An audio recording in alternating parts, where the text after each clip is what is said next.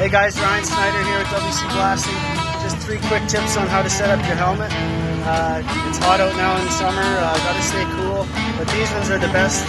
Tip number 1, specialized earplugs. They're for sleeping, and they give you a custom sleek fit. Normal earplugs will end up pushing on your ears and they hurt after a long time. Tip number 2, go with the RPB headstock. Boom, it's gonna catch a lot of the sweat. You can change these out during breaks. Gonna keep you a lot more comfortable. Move down to the RPB Nova 3 blasting helmet. Awesome setup, nice and lightweight. And then check out this C40 Cool Tube. You can adjust this from hot and cold settings right there with this little lever. So check out RPBSafety and WCBlasting.com and work safe this summer. Good luck out there, YouTube. Cheers.